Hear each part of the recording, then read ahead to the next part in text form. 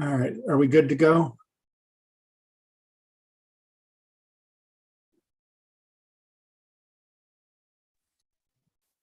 Mr. Chair, I just need to count to make sure we have a quorum.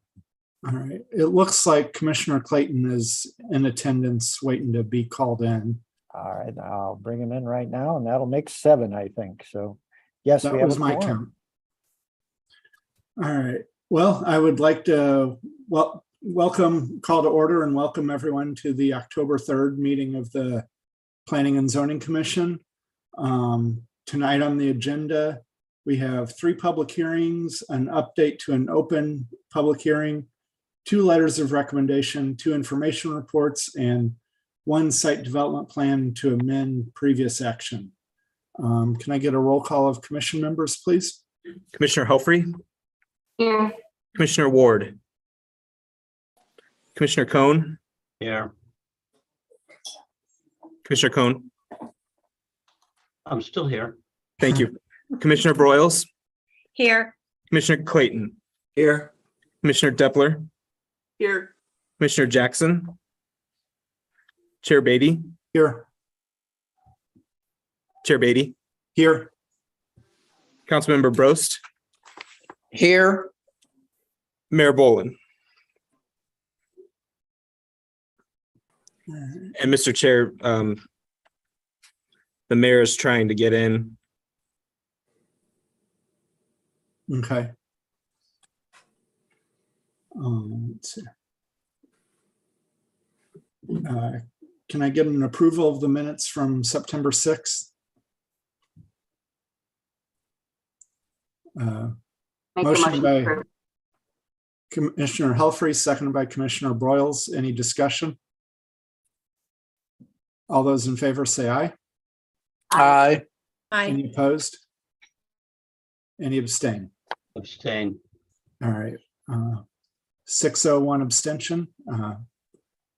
Motion passes. Thank you. Thank you all. Does the Department of Planning have any opening comments? No, sir, Mr. Chair, but thank you all for attending tonight. We do appreciate it. Thank you. All right.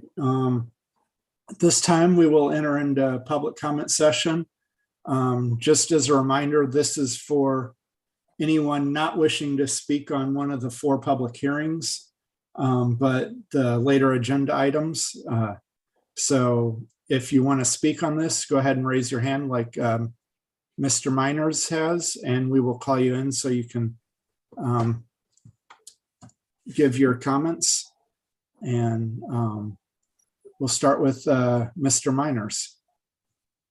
And Mr. Chair, just as a reminder, the Department of Planning will be timing the comments. We allow up to 5 minutes for each comment. And again, just be aware that about 1 minute into with 1 minute remaining, the department will advise the speaker of that time frame. Thank you. Right. Thank you. Mr. Minor should be coming in shortly. All right.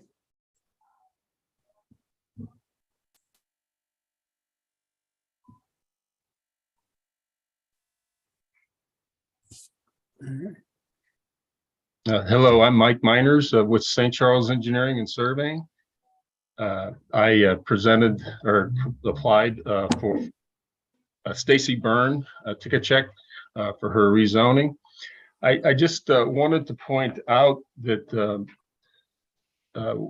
I've reviewed the staff's recommendation and discussed a few things with the planning department. And I understand that apparently in this area, front entry garages are not allowed unless it's set back from the front of the home.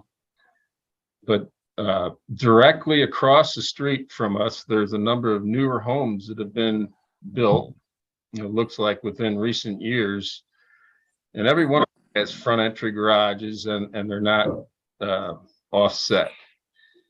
So we would like for the Planning and Zoning Commission to consider allowing this property that we're having rezoned to have the traditional front entry garages on it.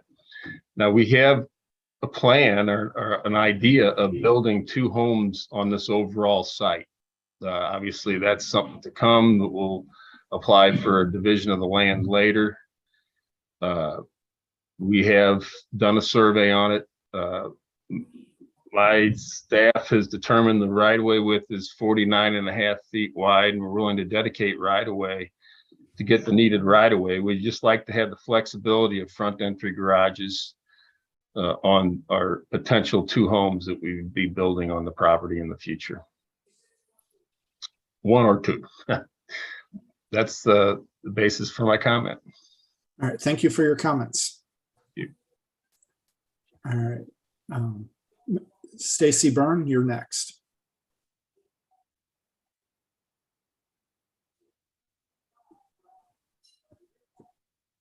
Mr. Chair, she should be joining shortly. All righty.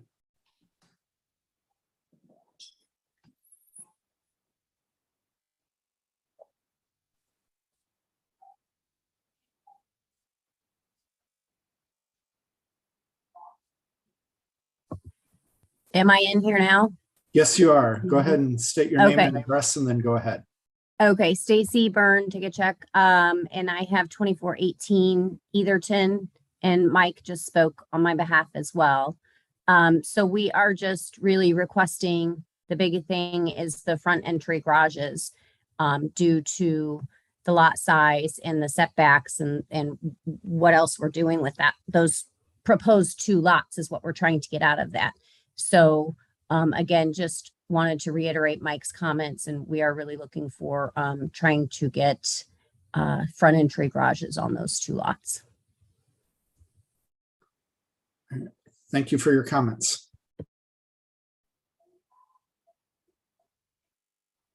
All right, Ed Griesedek, you're next. Again, Mr. Chair, Mr. Griesedek should be coming in shortly. All right.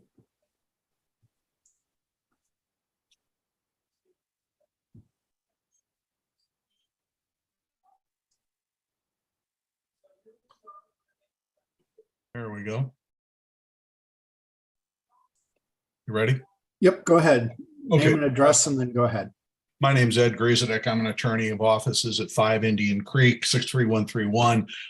Represent New Community Church. It's PZ 5-22. Just wanted to let you know that we're in attendance. We're up on your old business docket. And we're here with Pastor Jeremiah Kerberg and Peter Schwartz from Vessel. Be happy to respond to any questions you might have at the time. And then Joe provided a letter dated October 3rd today with a variety of minor changes on it, all of which we've talked about, and they're all acceptable to us. So the letter as presented by the staff is acceptable to us, which also received the unanimous recommendation previously at the public hearing. Thank you for your comments. Thank you. All right. Michael Parnett. Oh, Mr. Cohn. Yeah. I just had a quick question for Mr. Greasy. Just out of curiosity, are you the same attorney we worked with when we did the Deerberg store in De Pere? Can we bring him back in? Yes, Mr. Cohn, hold on a second. I was a little quick on the trigger here. My apology.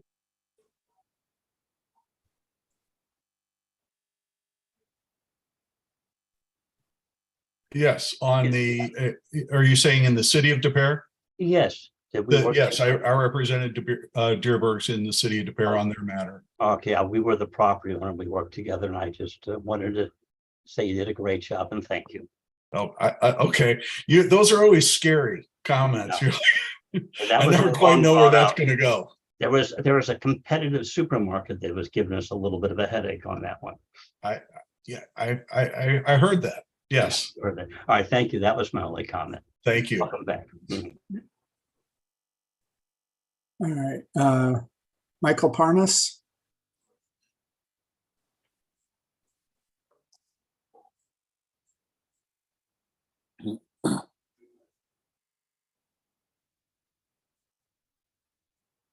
Should be coming in shortly, Mr. Chair. All righty.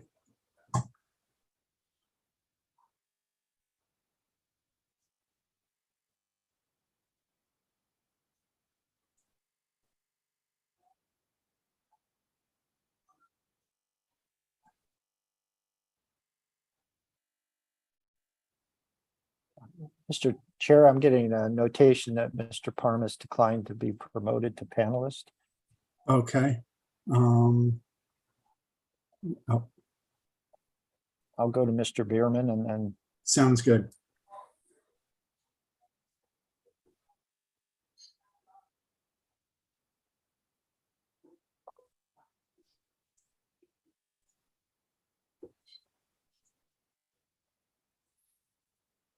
All right, Scott Bierman, if you can unmute yourself and then state your name and address and go ahead.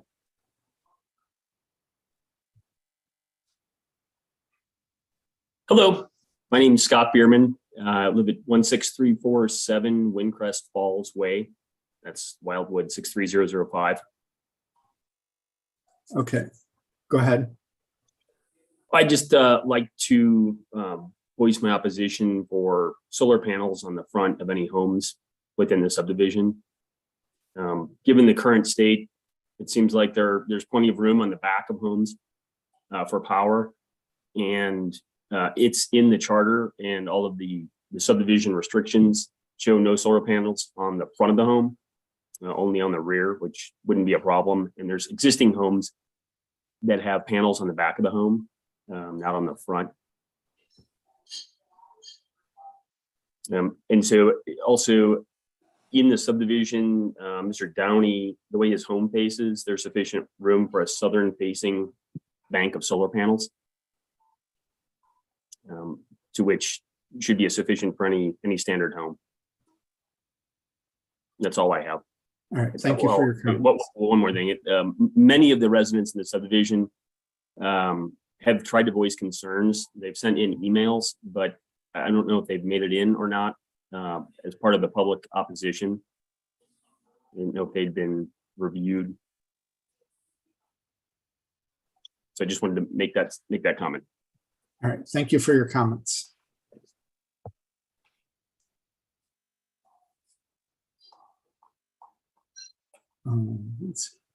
Rob Edwards is next, or we'll go back to Michael Parnas if he wants to come in.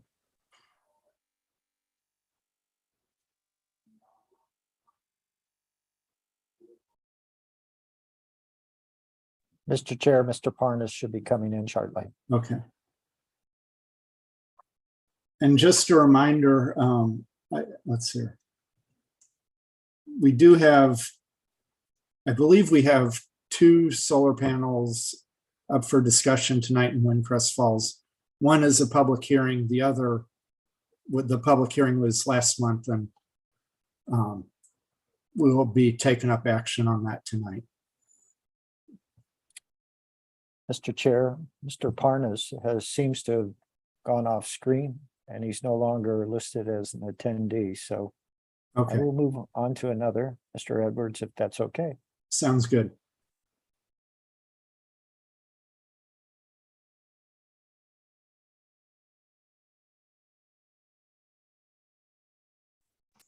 Hi, good evening. Sorry, I'm actually one of the solar partners with Helios Solar, and we represent Glenn Scott. I'm not sure if Mr. Scott's on this evening, but I did want to point out a few things that I heard from the prior panelists. Real quick, sorry, that's a public hearing, and so you'll have a chance to speak in a few minutes. Oh, sure, no problem. Then I will wait my turn. All right, sounds good. And Mr. Parnas looks to be here again. I apologize for that. I wasn't sure what was going on when those boxes flashed up. I'm not familiar with your system quite yet. I'm an attorney representing Mr. Downey with regard to his conditional use permit, and I just wanted to kind of introduce myself. I don't know if this is the appropriate time for me to speak or not. If it is, I would simply take issue with some of the comments that Mr. Bierman made with respect to the Windcrest declarations. I think they're actually silent as it relates to the solar panel issue. And one of the things that I might bring to your all's attention is that there is a law change now in the state of Missouri. And I'll give you this so you can check this for yourself. It's section 442.404. And this relates to subdivision declarations. And essentially, this law now prohibits subdivisions from restricting solar panels in a way that would reduce their efficiency and or their efficacy. And with respect to Mr. Downey's project, in fact, the way his home is oriented, the difficulty that we have is that we can't simply get to the efficiency by using the simply the back of the property. And it is not oriented the way the previous gentleman indicated. The front is actually probably the optimum direction for the house. Now, with that said, if this is the time to discuss this issue, I can certainly wait till we get further down in the agenda. I have some procedural questions on terms of, you know, what your recommendations are going to be and how this thing moves forward. For Mr. Downey, this is the time to speak, so go ahead. Okay. Yeah. My question is, if the conditional use permit is denied, does this now move to your city council? Is that how this process works for this conditional use? And my understanding is that the conditional use was only really applicable to the solar panels being on the front of the house, that if Mr. Downey took on this project and wanted to start it, he would not need a conditional use to do them on the back of the house. Is that correct? Or would that require a withdrawal of the application or resubmitting something if the plan changes from the front of the house? Mr. Vunich, could you speak on that? I was going to ask that you let Mayor Boland. Okay, go ahead, Mayor Boland. Thank you. So before we respond to that, given that question might entail legal advice, I think it would be best to, just given the nature that this is public participation, for the city attorney to let us know whether, first of all, it's appropriate for anyone to respond to that. And I don't think if it is, it would be any of us, and it might be Joe or the city attorney. So John, if you'd please give some guidance to us, I appreciate it. Thank you. Yeah, I mean, honestly, in terms of procedural items, this is a public comment portion, which isn't really appropriate for a question and answer type scenario. Joe and I will be happy to talk to the gentleman offline to discuss what options are depending on what happens. All right, thank you. Mr. Cohn, or Commissioner Cohn, I'm sorry. I might be wrong for asking this question, but what I heard from Mr. Parnas was that this is a subdivision, a law applying to subdivisions. And I didn't know if that applied to municipalities. It does not.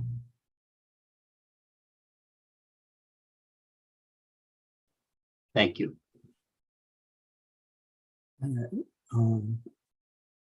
Mr. Downey, we'll bring you in next. Mr. Chair, I would just note that the last speaker had a couple of minutes left if he wanted to continue. All right, we'll allow him to continue then. And he popped off the screen again, so I'm promoting him back in. Okay. Yeah, since he had popped off, that's the only reason I went on to the Mr. Downey. But we can Should bring be him back on here shortly.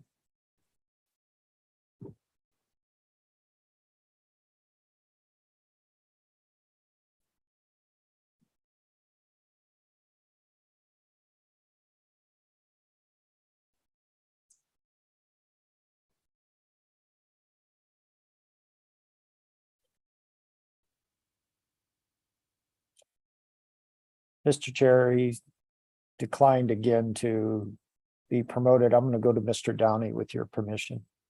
Go right, that's fine. Go right ahead.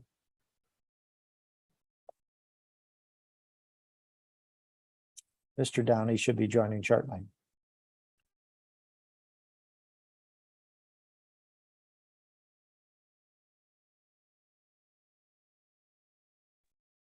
Can you hear me okay? Yes, I can. I just wanted to correct my neighbor. I don't know why they keep saying that my back of my house faces south. You can clearly see on the map it does not. It faces east. I can share my screen and show you on Google Maps, or you can look at it at your own leisure, but it may not change your decision, but it does not face south. All right. It Thank has you a for lot your- of tall trees that the sun won't hit it until about 10 a.m. because of all the tall trees. The front faces west and it doesn't have tall trees in front of it. That's all I wanted to say right now. All right. Thank you for your comments. Sure. Is there anyone in the community room who would like to speak tonight? Mr. Chair, none in the community room wishing to speak during the public comment session. However, we do have a few who would like to speak during the public hearings. Thank you. All right. Thank you, Mr. Newberry. Is there anyone else on Zoom who would like to speak tonight? Mr. Chair, Mr. Parnas is back on, and as I mentioned, he has about 2 minutes and 18 seconds left in his 5 minutes. Okay. Mr. Vunich, I apologize. While I was speaking, when the mayor started talking, my screen went blank and I couldn't hear anything that the mayor said. It went completely dark and I couldn't hear what you all were talking about. I was asking a question as it relates to the conditional use permit. It's my understanding that the issue is the front of the property, and I just wanted to confirm that with the Planning and Zoning Commission, if that was in fact the issue that's being decided, not just the entire project, but just the front panels.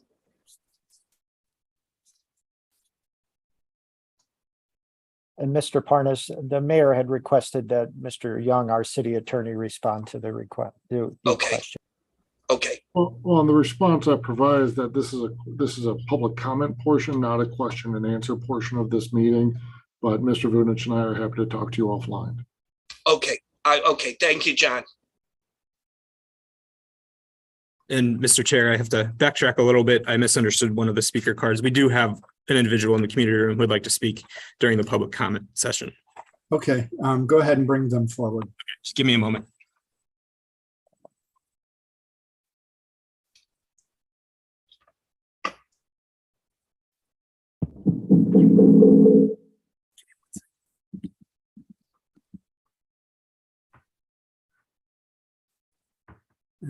Go ahead and state your name and address. Say your name and address, and then. Hi, my name is Randall Raw. My address is 2644 Windcrest Ridge Drive. And go ahead with your comment. Okay, so I actually have a prepared statement I was going to read. I agree with Scott Bierman who spoke. There should be a number of individuals in Windcrest who provided some written comment. I'll go ahead with the information I prepared. So we, over 25 homeowners in Windcrest subdivision, are writing this letter and speaking tonight to request that the city of Wildwood reject the request by both 2638 Windcrest Falls Drive and 16245 Windcrest Ridge Court to have solar panels placed on the front facing area of the roof. This will cause the panels to be visible from the adjoining roadways. There are several reasons why we feel these requests should be rejected. First, we live in a residential area, not a commercial zone. Allowing solar panels in the front of the home has an industrial look that would likely have a negative impact on home values. There's no definitive data supporting the front-facing solar panels increase home values in a subdivision. Multiple real estate agents who we spoke with clearly stated that front-facing panels actually reduce interest in homes, thereby decreasing the value of homes in a subdivision. Additionally, front-facing solar panels allow leaf debris to be visible over time and creates a very unsightly appearance from debris trapped under the panels, as well as debris trapped in and around any screening that's done on the panels to prevent animal intrusion. One person who is a resident of Windcrest witnessed this firsthand when visiting some friends in Manchester recently, where they saw solar panels that had a high amount of leaf debris and created a very unsightly appearance. There's no really any easy way to to address these issues with the maintenance of the solar panels. There's already a home with a working solar system in the subdivision. It was approved by the homeowners association, and this home does not have solar panels that are visible from the street. Both parties requesting solar panels have adequate space on their homes where they can install a viable system that is not visible from the adjoining roadways. We have yet to meet any resident in Windcrest subdivision or anywhere else in Wildwood for that matter who has a desire to have solar panels visible from the street. Additionally, there's a safety concern with panels on the front. The homes in Windcrest especially are very close together. Any panels on the front, if not properly secured, have the potential to be blown into an adjacent home during a severe storm, which we seem to encounter annually. Other safety concerns is related to the potential for fire with a high number of panels being linked together. As you may know, Amazon Corporation recently shut down their entire solar systems because of numerous fires that were in existence. So you've heard from Mr. Downey and his representation that the panels are needed on the front of his home for the system to be efficient. This is questionable given the rear roof of his property does have some southern exposure, which is listed by solar companies as an ideal location. There's already, as I said, one home in Windcrest that has solar panels. It's working properly for all parties. Everybody's happy, the homeowners in Windcrest and the homeowners. The panels in this home do not face south, yet the system still works efficiently. So it's puzzling to say why rear installation only will not work for homes. No one in Windcrest that we've encountered is against solar technology. However, we are against proposals that represent a safety risk and a potential loss of value to other properties in the subdivision. We're also not in favor of a precedent that will likely have a significant negative impact on property values. And I would challenge the members of the committee to find one real estate agent who can honestly say that front-facing solar panels increases the values of homes in a community. So I provided these comments. I just want to make sure I hit the points before my time is finished. So basically, as was stated by Scott, you know, there are 1 minute. There are declarations, and those declarations were followed by previous HOA trustees indicating that from a structural and architectural integrity perspective, front-facing solar panels would not be allowed. A comment was made about a law that was recently signed. It does clearly specify that HOAs can have restrictions on solar panels, and but they can't be in opposition and completely deny. And clearly, what we're asking for is that the solar panels be left to the rear of the home. So I'd like to thank you, and would like to request again that you do not approve the request for solar panels on the front-facing sides of the homes, because if you do, the will of the people in the Windcrest subdivision is not being taken into account. And we'd ask you to please support the will of the majority. Thank you. Thank you for your comments. Is there anyone else who would like to speak in the public comment session? Rob Edwards, we'll bring you in.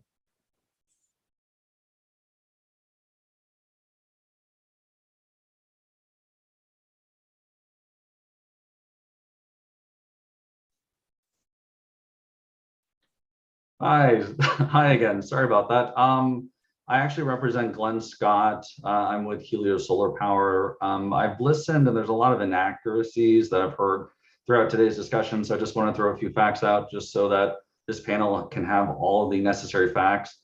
We're a NABCEP certified installer. We've been installing solar now for close to 7 years. Couple facts. We heard about the wind speeds, about the potential of panels getting thrown off the roofs. Our primary business, ironically, is in Florida. So you can imagine with Hurricane Ian and everything else, wind speeds are a very big factor for solar. So solar is designed specifically to withstand up to 140-mile wind speeds, which is a category, that's a hurricane speed winds.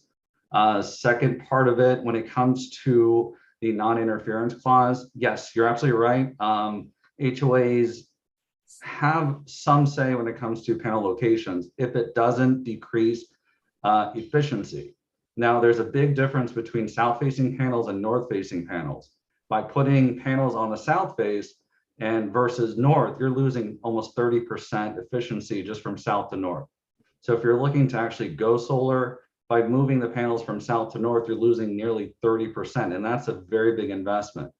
I also heard about stuff getting in between the panels and the roof. So between a panel and the roof, there's a racking system. That's actually the point of connection into the roof. A lot of solar companies will then put in a critter guard. I know Glenn Scott is requested a critter guard, so this will be actually installed with his solar panels, which is actually a sloped access point that will actually protect anything from getting in between the solar panels and the location and the actual point of egress. So those are a couple points I wanted to mention, that it is not all encompassing. There's a lot of things that you can do to spruce up a solar system. And again, that's something that I want the panel to recognize, that it does not have to be that way. There are tools and there are products available to make solar much more feasible, a lot more eye-catching and safe. So those are a couple points I wanted to make in regards to that. That's really all I have for this evening. Thank you for your comments. Yes, sir.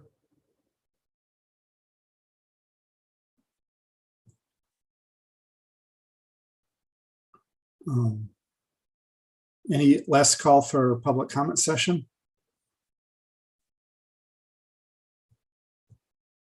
All right.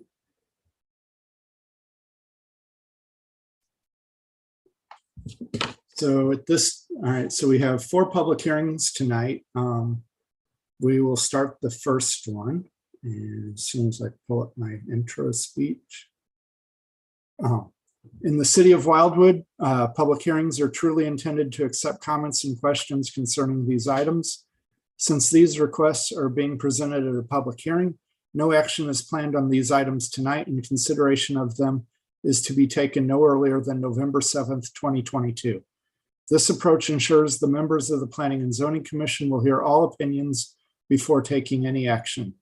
The city's Department of Planning will address the comments, questions, and concerns that are raised tonight and include them as part of its formal recommendation to the Planning and Zoning Commission.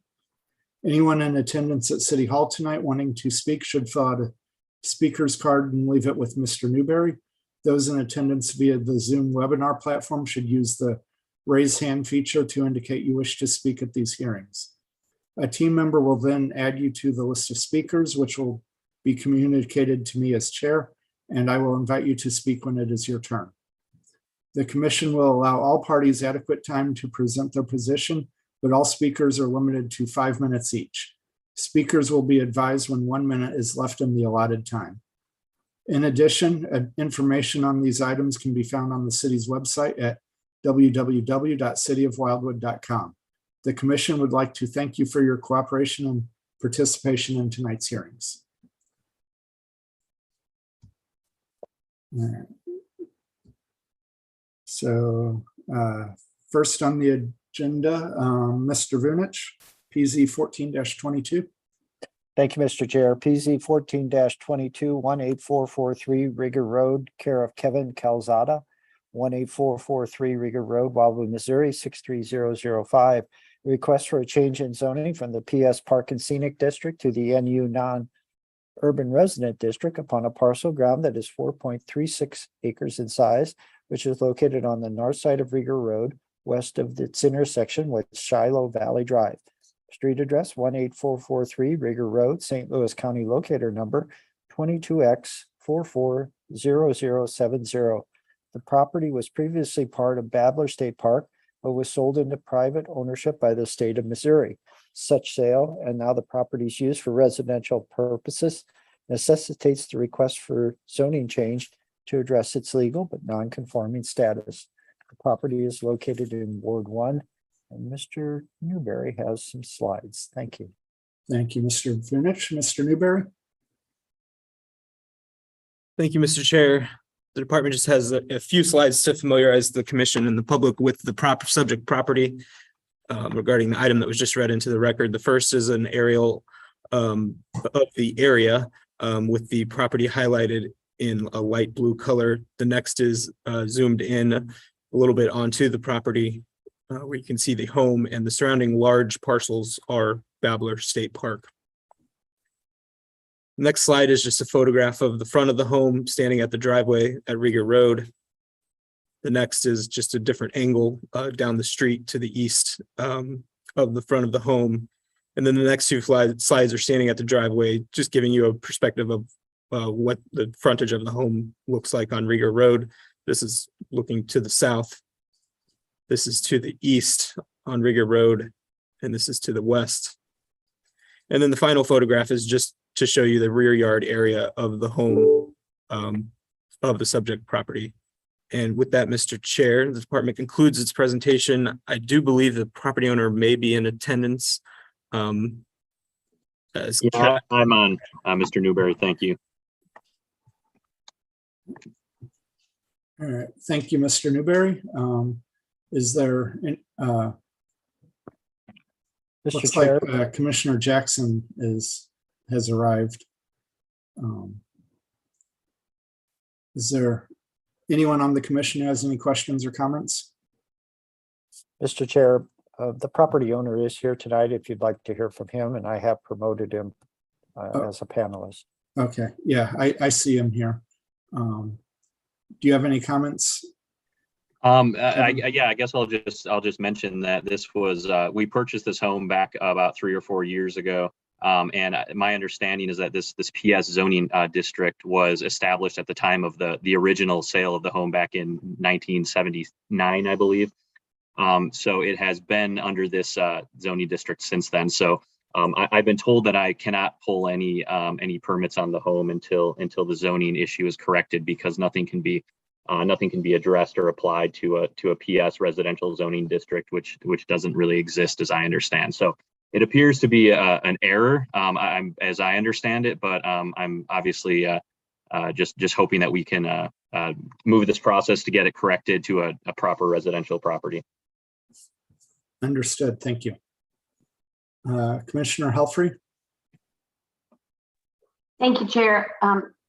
So I understand this is just pretty much a paperwork correction like we've done in the past. Is that correct, Mr. Vunich? Because I also see on the paperwork that it says a proposed building. So I guess is him wanting to do a proposed building is what triggered this?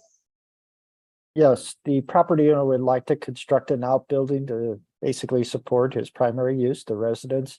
And we can't issue a permit because in the Park and Scenic District, single-family dwellings are not authorized. So we need to change the zoning to accommodate its use as it exists, and then allow the property owner to construct an outbuilding, which is allowed as an accessory. So we have to do this no matter what, because it's cleaning up paperwork, yes? Okay. Yes, and my recollection is that in 1965, St. Louis County zoned the property Park and Scenic District, and somewhere along the line, the house was authorized in the Park and Scenic District, and we're just trying to correct that oversight. Thank you. Are there any more questions or comments?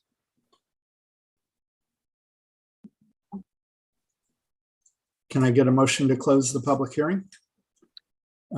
Commissioner Helfrey? You're muted, but. Yes, I make a motion to close, please. All right, thank you. Second by Commissioner Ward. Saw her hand first. All those in any discussion? All those in favor say aye. Aye. Aye. Any opposed? Any abstain? All right. That public hearing is closed. All right. Next on the agenda, we have PZ 15-22. Mr. Vunich. Thank you again, Mr. Chair. PZ 15-22, Glenn Scott, 16245 Windcrest Ridge Court, Wildwood, Missouri, 63005.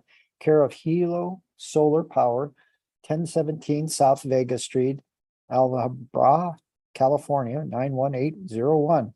A request for a conditional use permit in the R1A 22,000 square foot resident district with a planned residential development overlay district, PRD, street address 16245 Windcrest Ridge Court, locator number 21U240557 for the purpose of installing roof-mounted solar panels, which are to be so situated on the dwelling as to be visible from the adjoining roadway.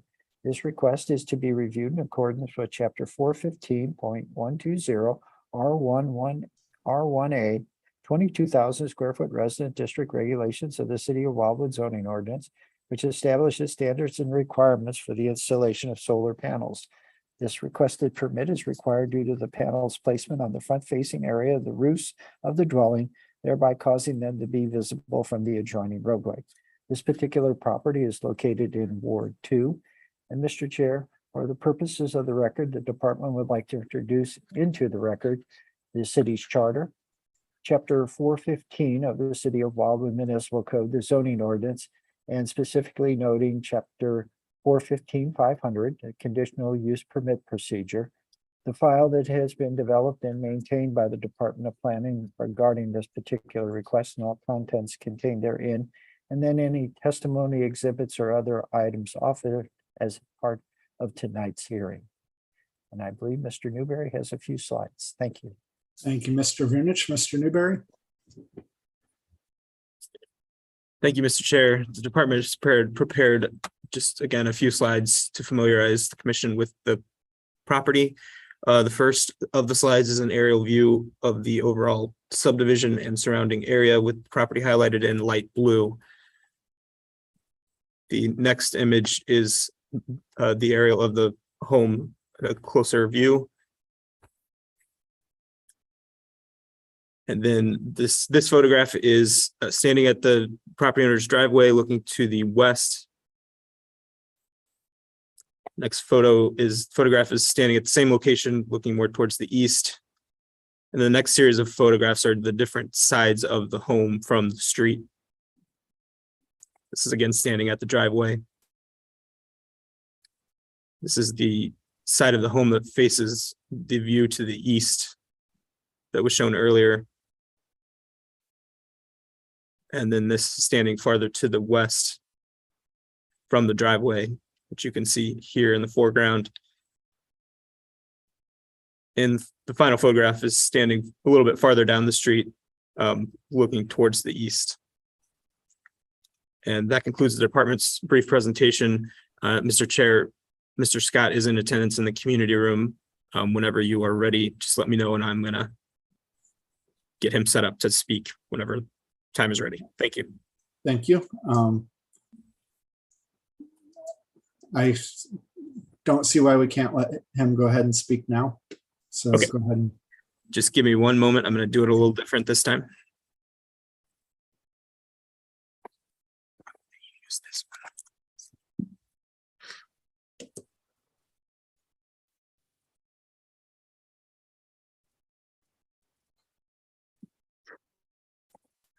That's fine. All right. I hope everybody can hear me. Yes, I can. Go ahead and state your name and address and then go ahead.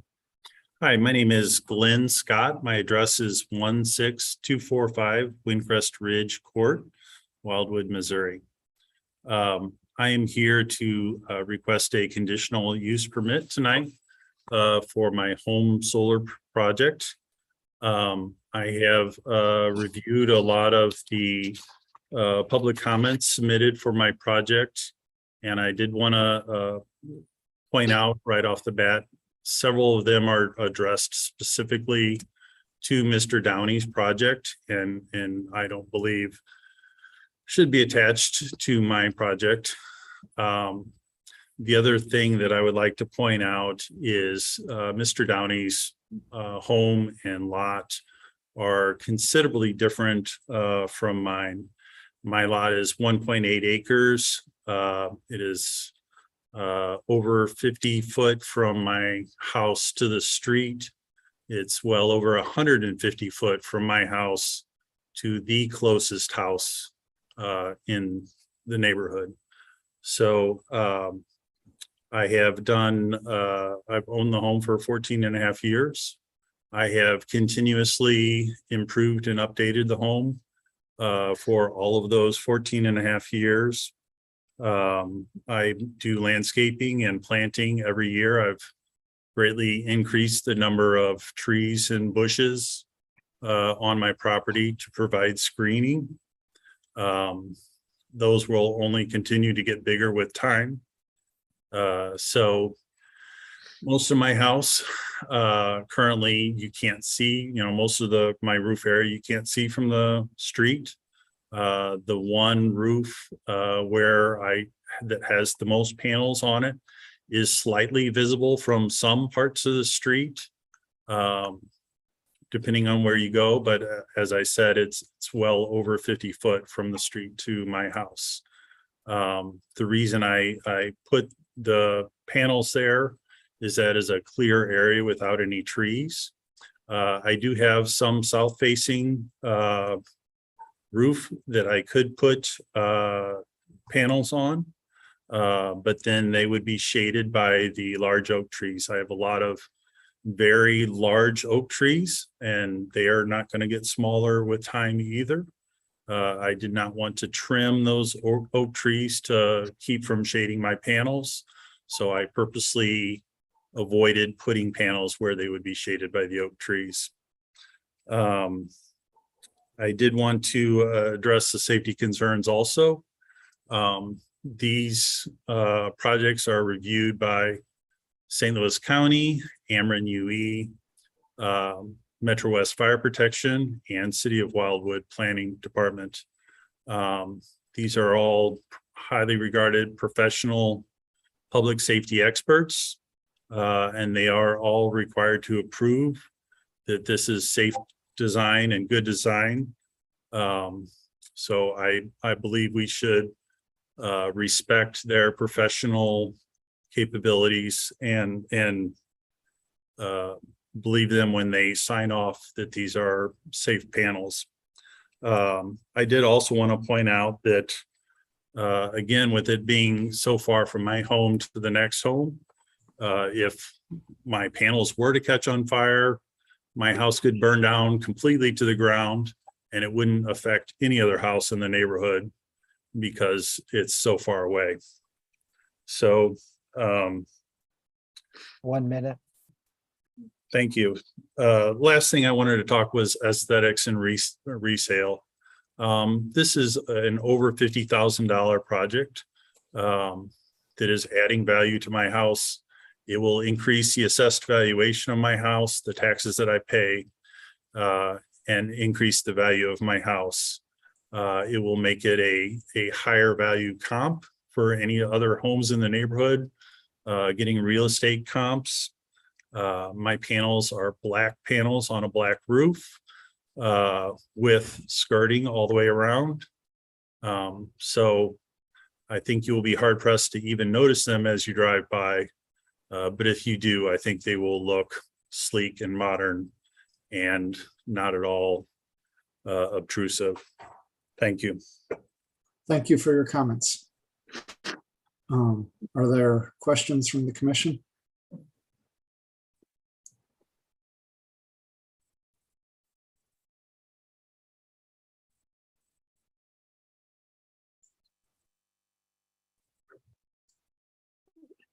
Any other public comments?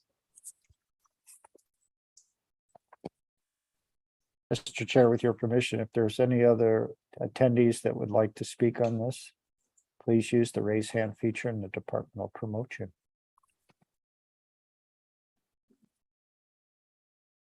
Mr. Chair, I see no hands. Neither do I. In that case, can I get a motion to close the public hearing? Commissioner Helfrey? Second. Seconded by Mayor Bowen and others. All those in favor say aye. Aye. Any opposed? Any abstain? All right, public hearing is closed. Thank you. All right. Next on the agenda, let's see here, PZ 10-22. Mr. Newberry. Thank you, Mr. Chair.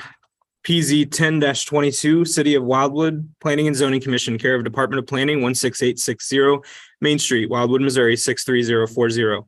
A request for the Planning and Zoning Commission to consider potential changes to Chapter 420 Subdivision and Development Regulations of the City of Wildwood's Code of Ordinances for the purposes of evaluating the current timeframe for recording an approved record plat, which is no more than 60 days after the final action by the City Council, all wards.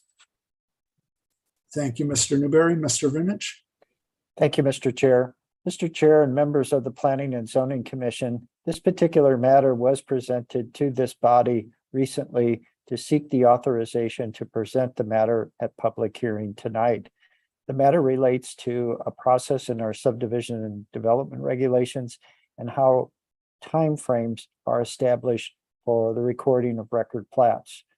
What we found over the course of time recently is that with COVID-19, work from home, different processes associated with lien holders, that 60-day timeframe is becoming more and more difficult for property owners to complete and be able to proceed forward to the St. Louis County Recorder of Deeds Office. Therefore, the department is presenting tonight a proposal for public comment and commission input relative to changing that 60-day requirement to a greater timeframe, possibly even up to 90 days. If there are any questions, certainly Mr. Newberry, Mr. Young, or I are available. Thank you. Thank you, Mr. Vunich. Any questions or comments? Commissioner Helfrey? Mr. Vunich, how long do you think you would really need to, if it's 60 days isn't enough, it just seems like 90 days is so far out. That's 3 months. I was just curious, is there a middle ground? Ms. Helfrey, I would say, yes, there is a middle ground. The primary culprit in all of this originally was just COVID-19 and the way the Recorder of Deeds Office at St. Louis County was handling plats. You took them down to 41 South Central Avenue, you dropped them in a box, and you didn't know for sure what happened thereafter. Things have changed a little there.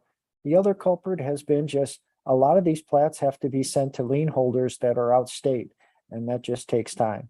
So to answer your question, I think maybe a good compromise may be 75 days, an extra 2 weeks, but I'm going to consult with Mr.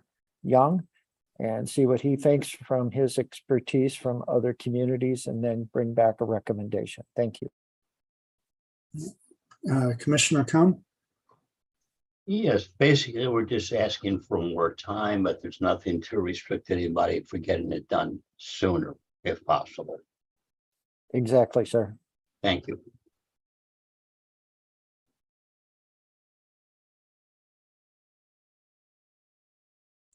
Mr. Young, any comments? I would just say that I think 90 days is a reasonable time frame. In my experience in other communities, sometimes they give up to 6 months for recording. For the comment that Mr. Vunich made about third parties who are relied upon to take certain actions, such as lien holders, it just sometimes they're not quick to respond. All right, Commissioner Cohn? I just want to echo what Attorney Young had said. I have had many experiences with the Recorder's Office, and they just are terribly slow in getting their task completed. Any other comments? Commissioner Ward? So I'm asking, do we need a motion to approve this? Thank you, Ms. Ward, but tonight it's just the public hearing for comments. The department will have a report ready for action at the November meeting.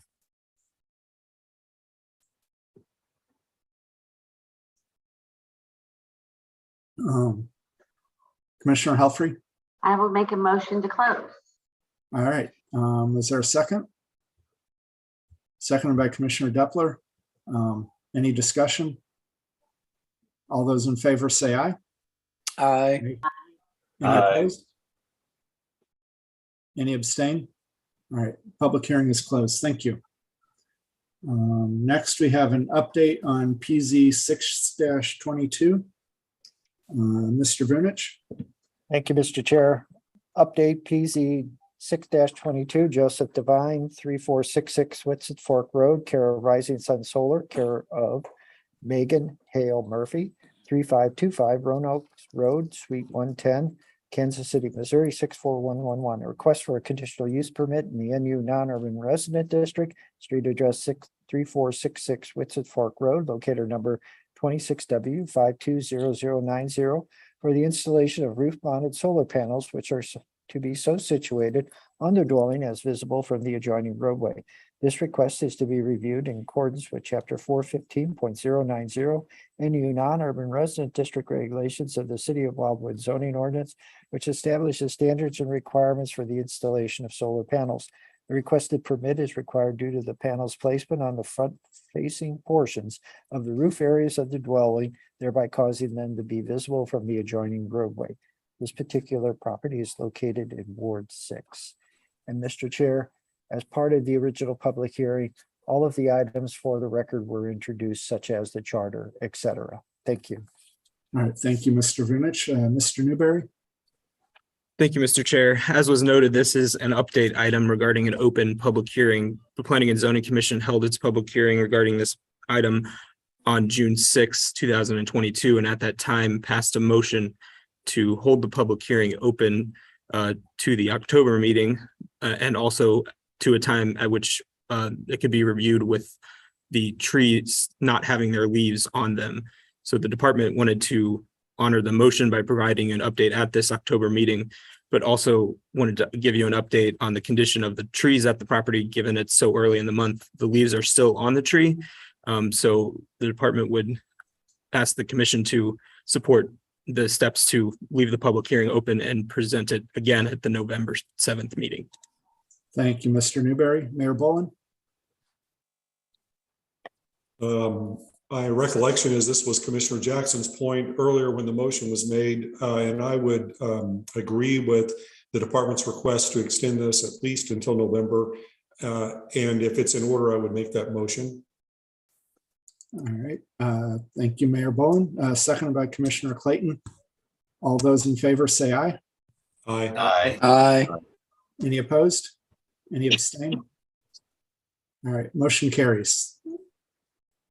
That we will revisit this in a month. If we get a windy October, they might be gone by then. All right, old business. Let's see here. Come on, phone. All right, Mr. Newberry, our first letter of recommendation. Thank you, Mr. Chair.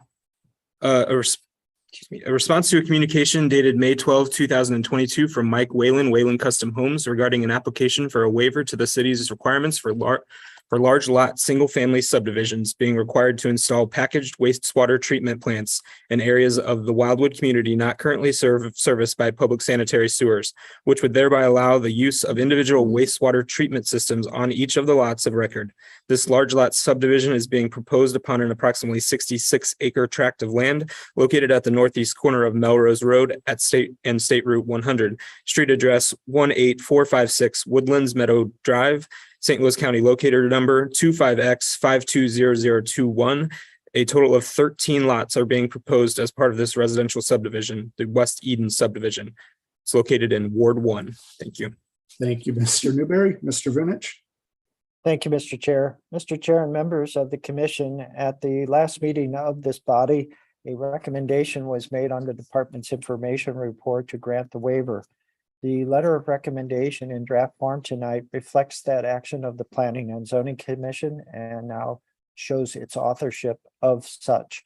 Also, as part of this, there was a request to increase the escrow, so to speak, on each of the lots to $2,600, which has been incorporated into the draft letter of recommendation, as well as requiring the amount of $33,800 to be maintained either by the developer and the homeowners association, or the homeowners association for a period of 10 years.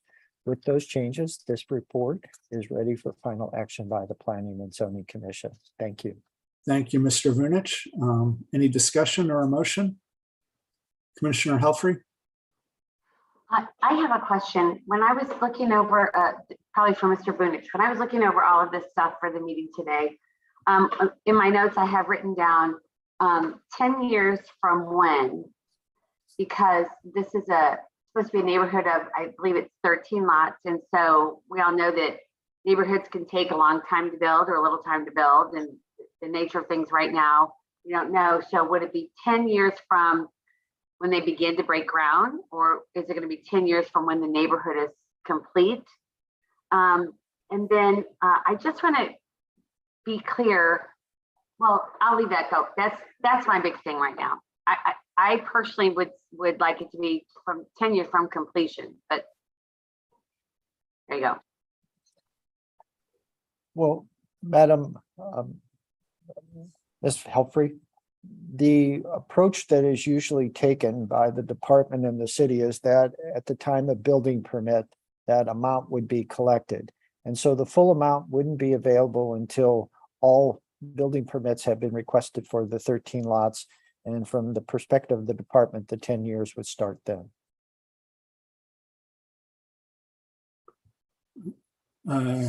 Commissioner Cohn? Just to be clear, the 10 years starts upon issuance of the building permits for every single lot, correct? And then 10 years from then, the escrow could be released. That's correct, sir. We'll collect. So I've got a subdivision off Shepherd Road. All permits have been issued. When do I get my escrow back? Once the final permit for your 3-lot subdivision had been issued for building purposes, that 10-year clock would start.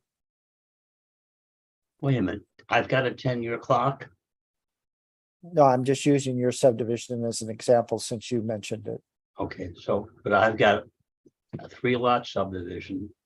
One house is built, permits have been issued for the other 2 lots. Am I subject to waiting till the houses are completed, or am I ready to get, I'm sorry to get off the subject, but I wouldn't mind getting my escrow funds back. Well, in this particular instance, this is a requirement for this specific subdivision. There is no such requirement for yours. And so I was just using your example as an explanation point. Thank you. Mayor Boland? I move to approve the report from the department as presented, which is consistent with the commission's action at its last meeting. And I believe the request for the additional escrow came from me. So for all those reasons, I would motion to approve the department's recommendation. All right, second by Commissioner Broyles. Any further discussion? All right, roll call vote. Commissioner Helfrey. Yes. Sorry, Ms. Helfrey, I didn't catch. Yes. Okay, thank you. Commissioner Ward. You're muted. Sorry, yes. Thank you. Commissioner Cohn. Yes. Commissioner Broyles. Yes. Commissioner Clayton. Yes. Commissioner Depler. Yes. Commissioner Jackson. Chair Beatty. Yes. Councilmember Brost. Yes. And Mayor Boland. Yes. All right, motion carries. Thank you. Next, PZ 5-22. Mr. Newberry, or wait, sorry. Yeah, Mr. Newberry. Thank you, Mr. Chair. PZ 5-22, New Community Church, care of Peter Schwartz, Vestal Architecture, 600 Emerson Road, Suite 401, Creve Coeur, Missouri, 63141. A request for a change in zoning from the C8 Planned Commercial District to the amended C8 Planned Commercial District upon a tract of land that is 4.08 acres in size, which is located on the south side of Manchester Road, west of Taylor Road. Street addresses 16830, 16832, 16832 Unit A, and 16840 Manchester Road, St. Louis County locator numbers 24V630352, 24V630011, 24V610068, and 24V520 202. Accompanying this request is a request for a conditional use permit for the same tract of land identified herein, which would allow for the use of it for an expanded parking area for new community church and recreational activities associated with it as well. The subject tract of land is designated the Workplace District under the current Town Center Regulating Plan as adopted by the Planning and Zoning Commission on June 7, 2021. Property is located in Ward 8. Thank you, Mr. Newberry. Mr. Vunich. Thank you again, Mr. Chair. Mr. Chair and members of the commission, the department has prepared for your consideration tonight the draft letter of recommendation regarding the matter Mr. Newberry just read into tonight's record. As part of the draft letter of recommendation, per the request of the commission, a chart has been provided that provides a sequence of changes from the original department's information report on August 1st to tonight. As was mentioned during public comment by the attorney representing New Community Church, they have reviewed the revised conditions as presented tonight and find them acceptable. The letter of recommendation is the form for final action tonight, and the department's available for any questions or comments. Thank you. Thank you, Mr. Vunich. Any discussion or motion? Commissioner Helfrey?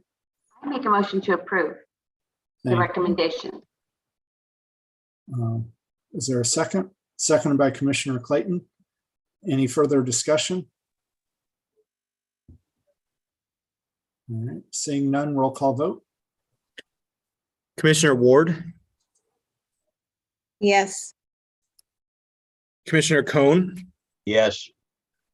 Commissioner Broyles, Yes. Commissioner Clayton, Yes. Commissioner Depler, Yes. Commissioner Jackson, Yes. Commissioner Helfrey, Yes. Chair Beatty, Yes. Councilmember Brost, Yes. and Mayor Bowen.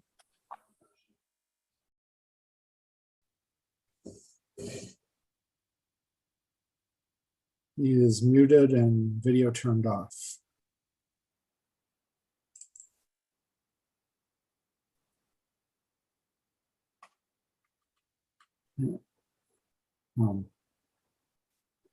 Record that as a no vote, I guess, or an abstention, I guess, or not present.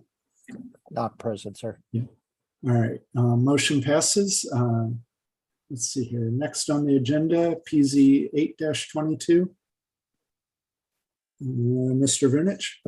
Thank you, Mr. Chair. PZ 8-22, 2418 Etherton Road, care of Michael Miners, St. Charles Engineering and Surveying Incorporated, 801 South 5th Street, Suite 202, St. Charles, Missouri, 63301. A request for a change in zoning from the NU non-urban resident district to the R3 10,000 square foot resident district upon a property that is 0.72 acres in size, which is located on the east side of Etherton Road, north of its intersection with Crestview Drive. Locator number 23B 210063, street address 2418 Etherton Road. The subject property is designated the Neighborhood General District under the current Town Center Regulating Plan as adopted by the Planning and Zoning Commission on June 7th, 2021. This particular property is located in Ward 8. Thank you. Thank you, Mr. Vunich. Mr. Newberry. Thank you, Mr. Chair. Mr. Chair, members of the Planning and Zoning Commission, the department has prepared for the commission's consideration tonight an information report with recommendation for the item that was just read into the record. The department would note that this item and its recommendation were presented to the Planning and Zoning Commission at the September 6th Planning and Zoning Commission meeting. At that time, an action on the item was postponed to identify a few things associated with the request. The first of those was concerns expressed regarding sound at the location. Given some feedback that we received from those in the Canberra subdivision, the department noted in its updated information report that the city has engaged a consultant to do a sound study in this area as part of the Planning and Parks Committee review of those matters. And that initial analysis identified that this location did not exceed the acceptable levels of sound, again, at this location. The other item that was identified as part of the postponement was regarding tree removal. The department did conduct a site inspection of the site and identified that much of the vegetation that exists on the property is succession growth that has occurred since the demolition of the home that was there, that was completed a number of years ago. So with that information, the department is still recommending the commission support the requested change in zoning from the NU non-urban residence district to the R3 10,000 square foot residence district for the rationales as outlined in its report. And the department's available for any questions. All right, thank you, Mr. Newberry. Any discussion or motion? Commissioner Helfrey? I'm sorry, I guess I was just really paying attention tonight, guys. One of the questions I have is earlier, when we had the public comment session, there was a gentleman who said that he wanted 2 houses on this lot and front-facing garages. Is that this property that we're speaking of? Yes, it is. So in the chart, in the presentation that the city's provided, it says there will be 1 house allowed. Is that correct? It doesn't say anything about the architectural designs in that, and that's fine. But it says there's 1 house. Is that correct? Mr. Runich? Ms. Helfrey, I don't believe that's a correct statement. The department is saying that if compliance is required to the current town center neighborhood design standards, it will be difficult to have 2 homes on the lot. But the assumption is that on the plot plan that was provided by the petitioner, they show a certain footprint. If this footprint is reduced in size, certainly that might be an option. But at this stage, I would say that the department is not 100% sure that 2 lots can be accommodated, but it certainly isn't ready to basically say it cannot. Okay, so I guess I'm just reading these items that we have in here, and one of them says right-of-way dedication, and it says is usable area for 2 potential home sites. And then somewhere else it said 1 home site. So I guess I was a little confused by that. There's a combination of factors that make this site particularly difficult to develop in the department's opinion. Its current shape, it's wide at the north end, narrow at the south end, as I recall. The amount of right-of-way dedication that may be, pardon me, it's the opposite. Wide on the north end, narrow on the south end. The amount of right-of-way dedication that's required under rezoning obviously reduces its depth, and that could have an impact relative to setbacks.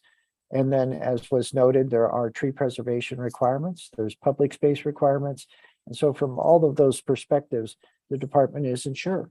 It could be 2 lots if everything complies with code. If it doesn't, then obviously it may just be a single lot, a single home on 1 lot. Okay, all right, thank you very much for clearing that up for me.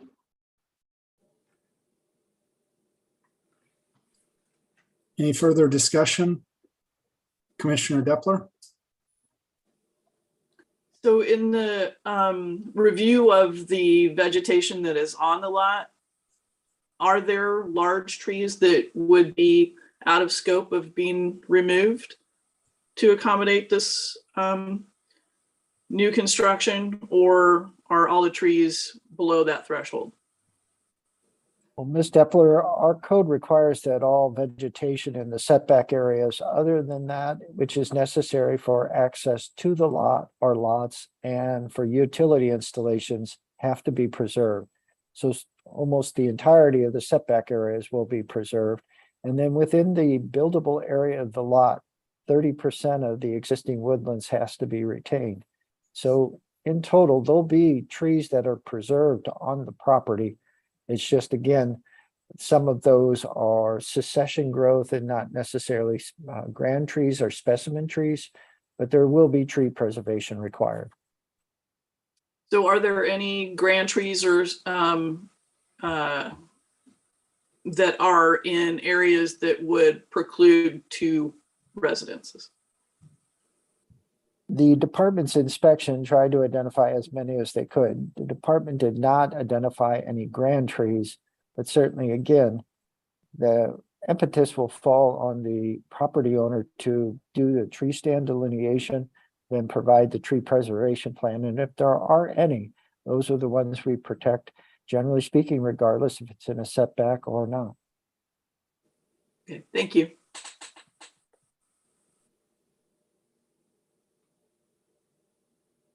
Any further discussion?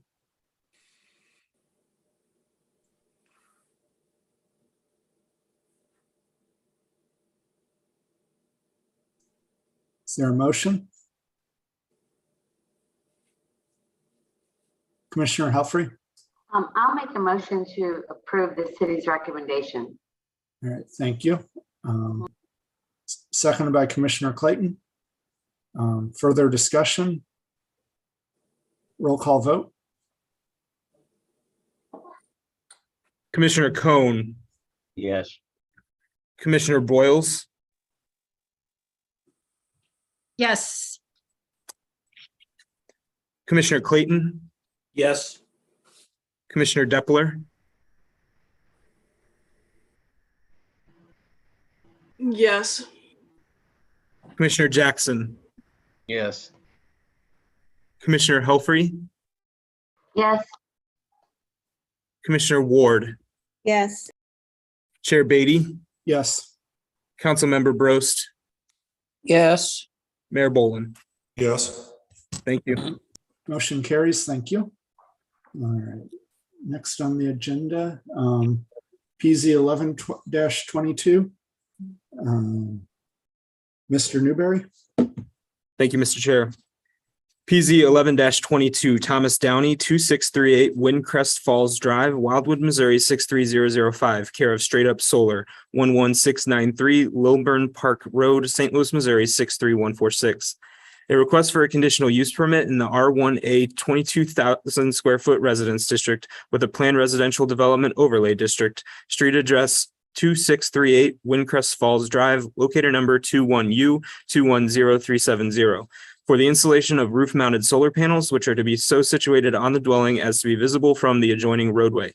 This request is to be reviewed in accordance with Chapter 415.120 R1A 22,000 square foot residence district regulations of the City of Wildwood zoning ordinance, which establishes standards and requirements for the installation of solar panels. The requested permit is required due to the panel's placement on the front-facing area of the roofs of the dwelling, thereby causing them to be visible from the adjoining roadway. Ward 2. Thank you, Mr. Newberry. Mr. Vunich. Thank you again, Mr. Chair. Mr. Chair, members of the Planning and Zoning Commission, the department has provided for your consideration tonight its information report with recommendation regarding this particular matter. The matter relates to the placement of certain solar panels on the front-facing area of the dwelling, which are visible from the roadway. The department utilized the requirements set forth in the conditional use permit procedure of the zoning ordinance to consider this request. And under that consideration of the 4 criteria contained therein, the department is recommending that the Planning and Zoning Commission not grant the conditional use permit. Of those 4 criteria, 2 are not met, and they relate to the proposed development or use can be operated in a manner that is not detrimental to the permitted activities in the district. Again, permitted activities in this particular district are single-family dwellings on individual lots. And then finally, the visual compatibility. Saying that, obviously, if the panels are not visible from the street, it is not a conditional use permit requirement. But in this particular case, it is required because there are some that are front-facing. Suffice to say that the department would note that with only 2 compliant ones and 2 non-compliant identifications of criteria, the department is not recommending the conditional use permit be granted. That action is consistent with the criteria of the zoning ordinance, and the department is available for any comments or questions regarding its recommendation after either the floor is open for discussion or a motion is made. Thank you. Thank you, Mr. Vunich. Any discussion or a motion?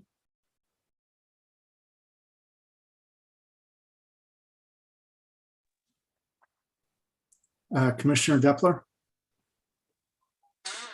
So is there any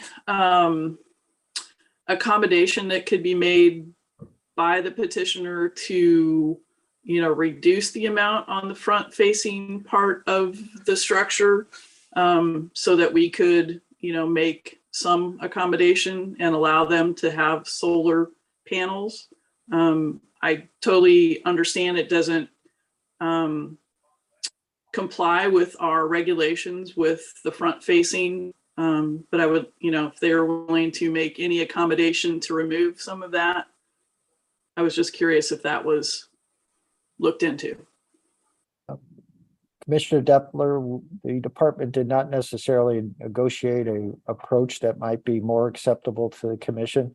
But if the commission would like the department to do such, the department would then recommend a postponement tonight to allow time for that discussion to occur. Thank you. Yeah, I mean, for me, I guess I, would like other commission members' input. I, am a person who really is interested in, having the ability to allow more solar panels, but I'm not ready to, go against the HOA and, our current rules that we have. But just, any way that we could negotiate in some respect to allow, the more use of solar panels would be, of interest to me. And I would be interested in other people's opinions as well. All right, thank you, Commissioner Depler. Mayor Bolin, and then Commissioner Ward. Thank you, Mr. Chairman. Just from a procedural posture standpoint, I think the better approach might be for the commission to act on this particular request as it stands. And then if the petitioner wants to, if it is rejected, as is consistent with the department's recommendation, if the petitioner wants to come back with a differing set of plans, I think that might be a better thing to do rather than muddying the waters with public hearings that have already been held relative to this one. Thank you. So if we did that, would he have to start over from scratch with a new public hearing? That is correct. Okay. Because it would be a different matter. Gotcha. Commissioner Ward? I too was in agreement with Commissioner Depler that perhaps some accommodations could be made. I do see that it would be difficult, but we are taking cases one by one, as far as I can determine. So I would not be opposed to looking for some middle ground. Thank you. Commissioner Jackson? So I've obviously been clear to answer Ms. Depler, other opinions. I really feel like that's an ordinance change by the city, and you set precedent if you approve one and not another. And we went down, covered this ground. So I too, with the new sleeker designs, Ms. Depler, they don't look so unattractive, but that's something the city council, I think, could review. But we constantly have these companies that are bringing designs and asking for conditional use permits on something they should know is not within the purview of the ordinance. So, and that's the key right there. So for the record, Ms. Depler, answering your question, I'm with you. I think they're very sleek in the new designs. But also agreeing with Mayor Bolin, let's address this issue here, and then that's a matter for city council in the future. So thank you for your input, Ms. Depler. You're spot on. Councilman Brost? Yeah, I guess I'll just follow on with what Scott said. I mean, the bottom line is we have to follow the ordinance, and I mean, it's sort of that simple. And I think the focus, maybe the solar companies that want to continue to propose these and maybe put a variety of residents through a lot of, I don't want to say torture, but call it torture, need to focus on trying to change our ordinance. And I'll say that in that I do have solar on my roof. So I'm not opposed to it, and I invested in it. But I feel our responsibility here is to follow the ordinances of our city. And I mean, take all that energy and change the ordinance. But in particularly to the ones discussed today and the emails that they referenced, there does seem to be some opposition to it. And I think we have to continue to approve them on or not approve them on a consistent basis. So that's just the reality of where I'm at. I mean, we just can't do it. So, okay, thank you. Mr. Runich, if we were to change the ordinance, does that need to go through city council first? Okay, point of order, Mr. Chairman, I would suggest we vote on this and then talk about change of ordinance. Actually, I have a motion in waiting for that, if we could do it that way. Okay. All right, go ahead. Well, I think we need a motion on this particular item. All right, Commissioner Clayton. Yep. You're muted. I was going to second the mayor's motion. Oh, I don't think he made one. Oh, okay. I was just making a point of order that I think we need to talk about ordinance changes separately at a later time after we've handled this particular request, which has yet to have a motion either supporting or denying the department's recommendation to not approve the panels. Councilman Brost. Yeah, I'll make a motion to support the department's recommendation. All right, seconded by Commissioner Clayton. Any further discussion? Roll call vote.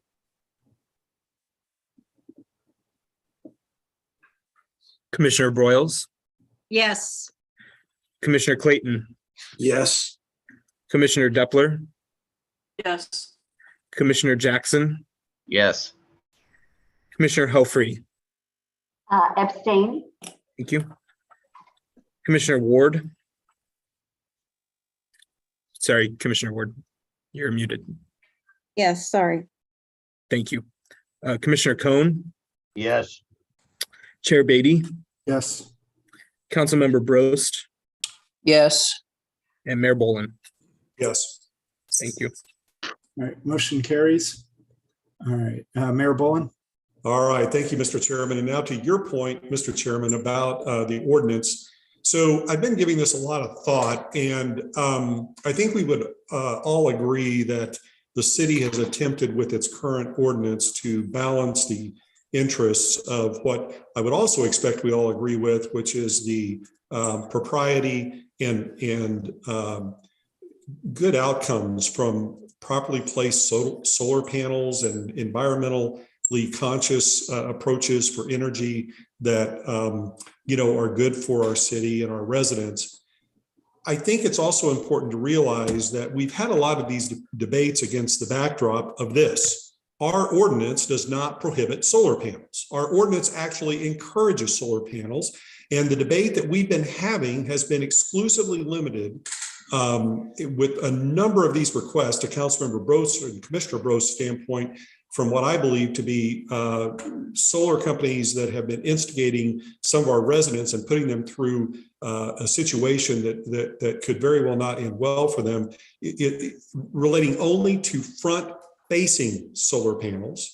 And the reason we do that, I would submit, is because as with most of the decisions that we make at the commission level and at the council level, I would submit that we should be very cautious about decisions we make as to what those decisions could do relative to the value of the property of residents that are asking for that decision to be made, the petitioner, in other words, as well as all of those around that petitioner, and not just judged from this point in time, but judged from years down the road when that home is sold or that property is sold. We are charged with looking at these things not just for today, but in perpetuity, if you will, for what could happen for this city. And I know you all take that seriously, erring on the side of caution.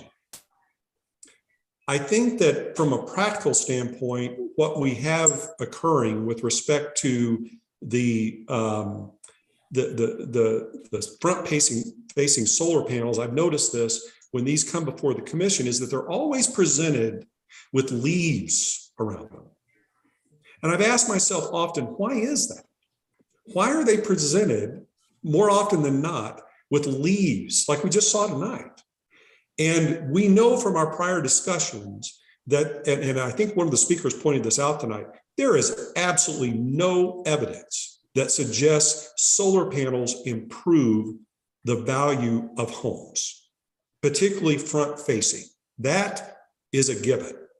And so I'll go back to where I started in terms of trying to balance the interest of everyone in this situation and what's good for the environment, but also erring on the side of our residents, not just for today, but for tomorrow. So with all that in mind, I'm going to make a motion, and this is it, that we schedule a public hearing to consider the prohibition of solar panels that are visible from adjoining streets. That's my motion.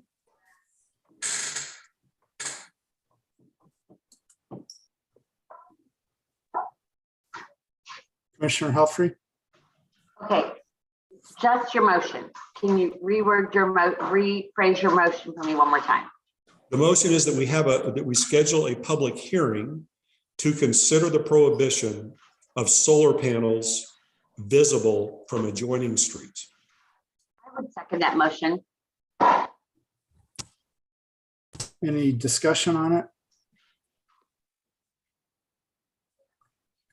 Councilman Brost? Yeah, I guess maybe I'm confused, but whether it's front facing or if it's facing to any street, doesn't our ordinance cover that already? I guess that's my question. Mayor, I don't know if you want to, or Mr. Vunich.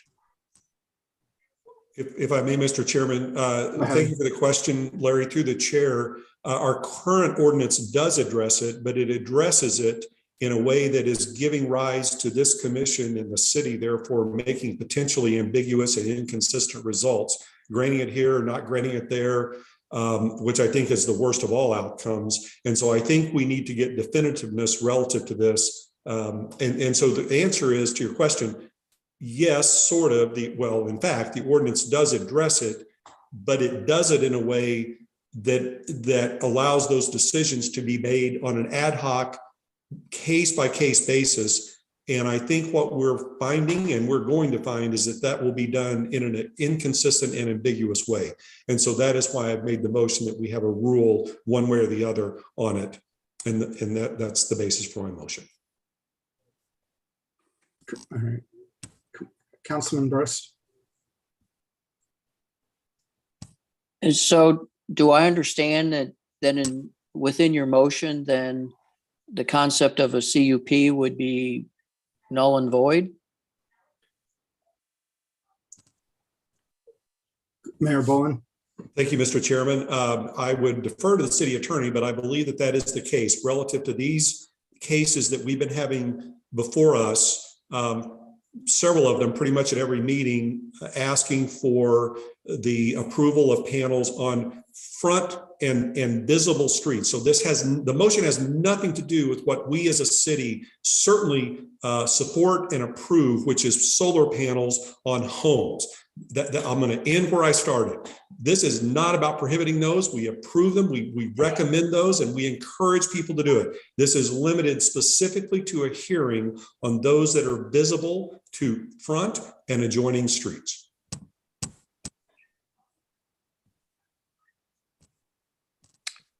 Oh, Can sorry, I just add, like, okay, like for real fast. example, like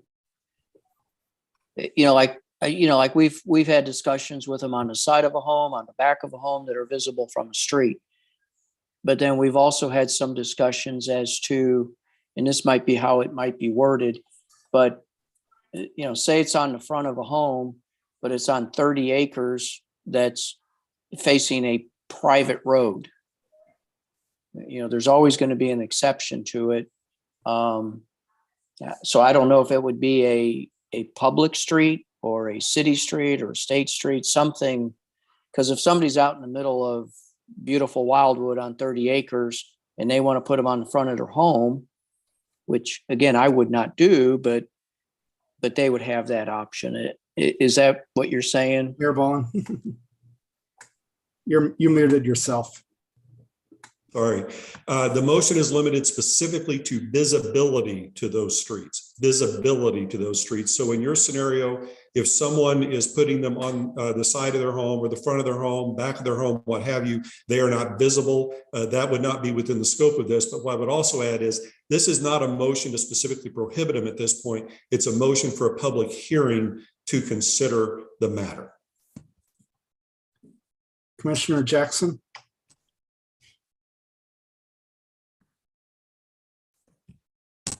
You're muted. Trying to get off of it. Anyway, I've always been perplexed, and I don't know what the rules are. I just kind of throw this out here for when we have the hearing.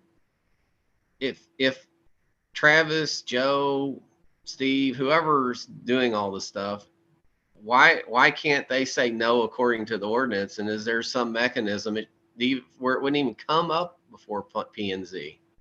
Is that okay? Because we end up refereeing. It's like we're refereeing. And I feel like it puts Joe and Steve and the team in an awkward position where they could say no. Of course, in that way, it says they could be the bad guy if someone could appeal it. But then it's refereed between us and the city in a way. I don't know if that makes sense. So that's just something that's always perplexed me. Mayor Boland. Thank you again, Mr. Chairman. It is for that reason, Commissioner Jackson, that very reason that I'm, not that very reason, but principally that reason that I'm proposing this motion. Because if we have the hearing and if the testimony and the evidence presented to the commission is such that we should decide one way or the other affirmatively, once the commission does that, then it would no longer put either our city team nor us in that position relative to solar panels visible from the street. Commissioner Cohn. Does that mean that solar panels cannot be approved until we have this discussion and rule on it? Mayor Boland.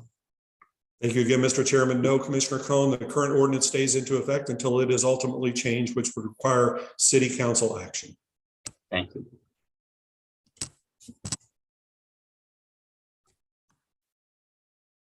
All right. Any further discussion on the motion?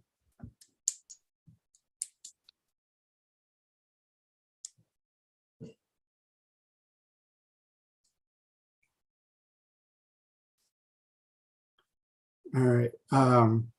Roll call vote. Commissioner Clayton, Yes. Commissioner Depler, Yes. Commissioner Jackson, Yes. Commissioner Helfrey, Yes. Commissioner Ward, Yes. Commissioner Cohn, Yes. Commissioner Broyles, Yes. Chair Beatty, With hesitation, yes. Councilmember Brost, Yes. Mayor Boland. Yes. Thank you. Hey, Beatty, can I change mine with enthusiastic? Yes. If you wish. Sorry, you guys probably know I don't agree. I won't agree to a full-blown prohibition, but I'll entertain the public hearing.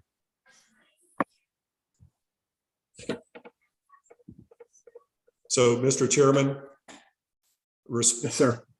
respectfully, I think what you meant to say is that you will always entertain the public hearing and then make up your mind on what you do. Fair enough. All right, let's see here. All right. So let's see. Correspondence item. Am I in the right spot? Yes, sir. All right, Mr. Vunich. The last item on tonight's agenda is a second amended site development plan, ASDP, for St. Louis County's PZ 26-91 New Community Church, amended CA Plan Commercial District, Workplace District of the Town Center Regulating Plan, north side of Manchester Road, west of the Taylor Road roundabout, which will accommodate a slightly smaller building expansion area than previously submitted to the Planning and Zoning Commission and approved on July 18, 2022.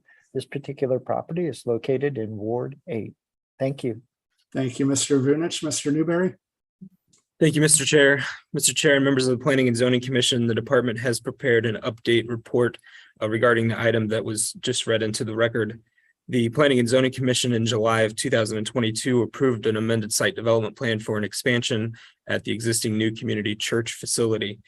After the Planning and Zoning Commission finished its action regarding that request, the petitioner of New Community Church did contact the department to advise it that the cost came in a little higher than they expected on their planned expansion, and changes needed to be made to reduce the cost, which were to reduce the square footage of the building.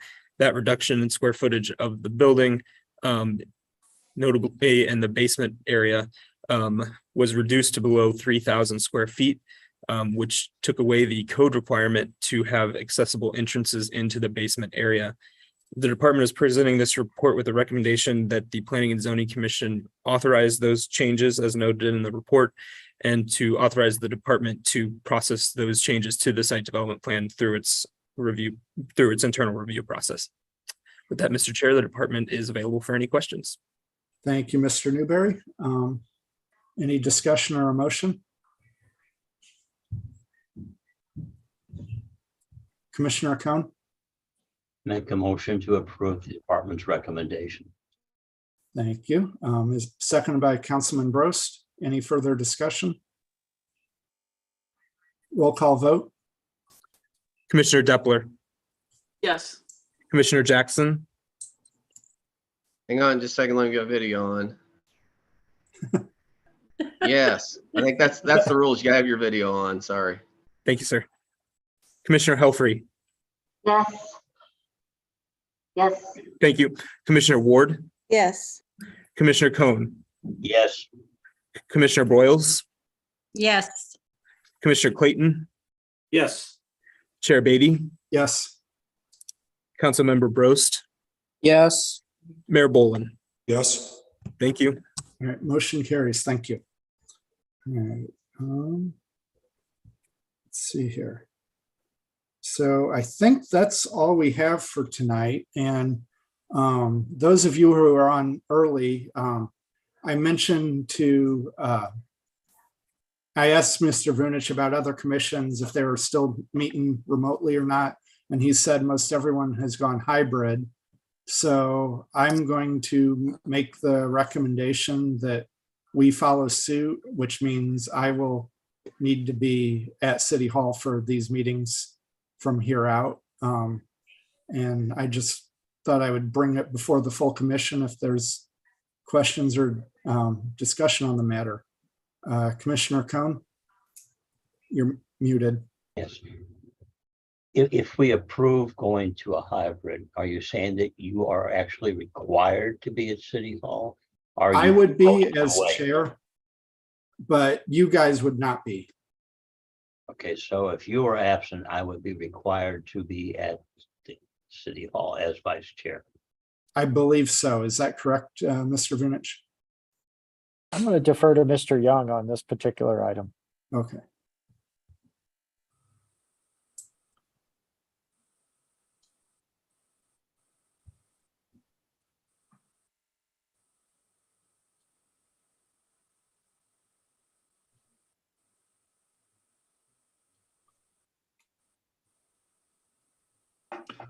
I'm sorry, I got kicked out and just got back on. Could you please repeat the question? Sure. I heard my name after a bunch of freezing, sorry. Commissioner Cohn was asking if we go back to a hybrid model and I was unable to be at the meeting as vice chair, would he be required to be at City Hall for the meeting? Whoever is chairing the meeting is required to be at City Hall. Commissioner Cohn, are you okay with that? Yes. Okay. And Commissioner Jackson, did you have your hand up about something else or this? Another topic for Mr. Okay. Young, so batter up, you're up again. All right. When you're ready. Sure. So is there any objection? And yeah, like I said, you guys are welcome to join me in the council chambers, or you can do it from the comfort of your basement.